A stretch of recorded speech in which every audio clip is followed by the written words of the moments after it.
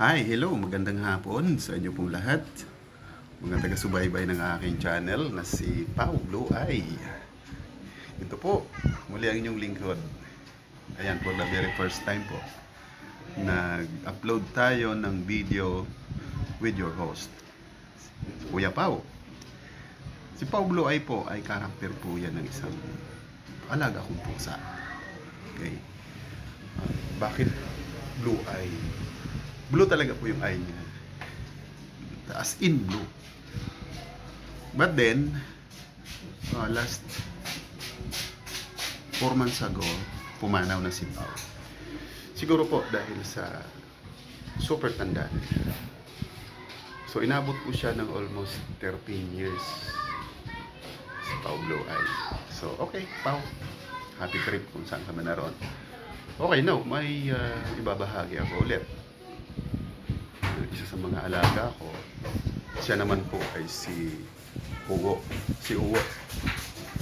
Tara, tingnan natin kung ano naman itong characteristic ni Uwo. Ng aking si Uwo. Go, tingnan natin. Okay, hello Uwo. Dito si Uwo sa harapan ko now. Ayan. Ito po si Uwo, anak siya ni Nami. Ito ang first baby ni Nami. Si Nami, minsan maipupicture ko rin po rito.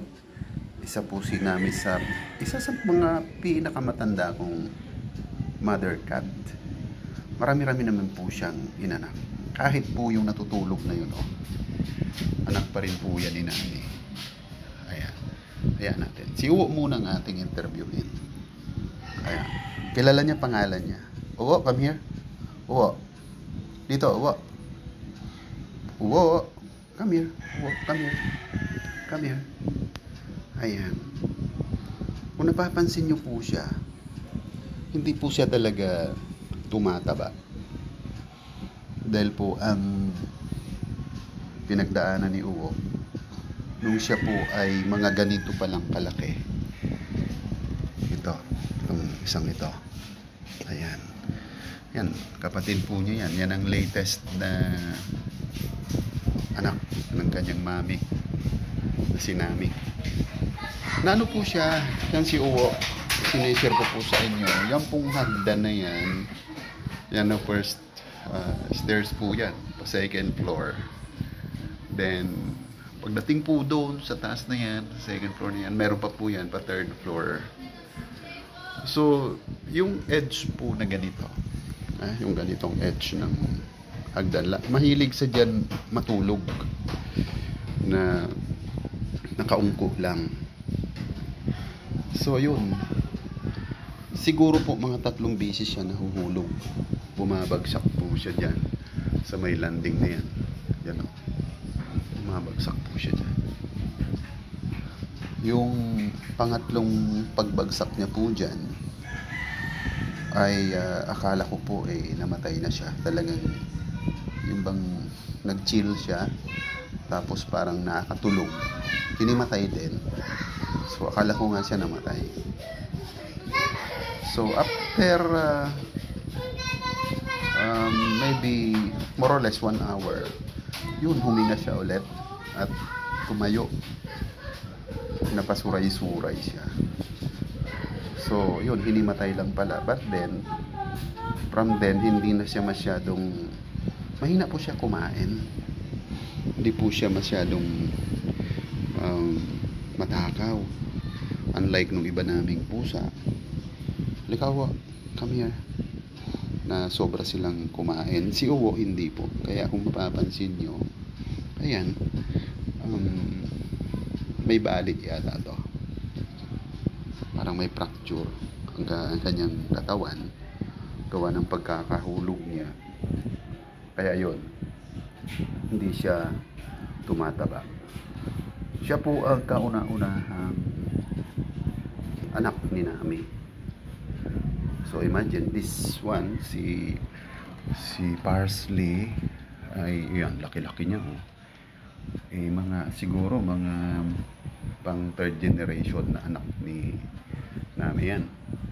Ito, pinakahuli. Ayan. Anong yan? Kuting. So, lahat po yan ay anak ni Nami. Okay, so susunod si Nami naman, yung mami nila. Ang ating i-interviewin dito. Ayan, Uwa. Hello, Uwa. Say hi. Yan, panay kalinis. Sipag naman sila maglinis. Ayan, nagising na yung kapatid niya, si Parsley, kasi narinig yung pangalan niya. Ayan, yan na po sila. Medyo sweet sila sa master nila. Gusto niya, yan, tutulog yan dito sa aking tabi. Okay? Yan ang kanyang brother. Parehas po sila lalaki. Yan kanyang brother, Uwo. Uwa? What's that, Uwa? Yan, Uwa. Masyado mong kinakamot ang katawan mo. Ha? Bakit? Okay, so mga kapaw ko dyan. Ito lang po ang aking may share tungkol sa aking mga pusa. Muli ang inyong lingkod, si Kuya Pao, ay magpapaalam na. Don't forget naman po, suportahan naman natin ang aking mga alaga sa pamagitan po ng pag-like, share, and subscribe naman po natin si Pao Blue Eye para po tuloy-tuloy na magsishare ako ng mga buhay life of my flock of cats. Yan. Pag may mga flock of mga kittens, ibibigay ko rin po sa inyo. Then magsishare ako kung paano ang proper care ng pag-aalaga ng mga kapusaan. Okay? Ito po ang inyong lingkod, si Kuya Pao Blue Eye. God bless us all. Please subscribe. Bye-bye.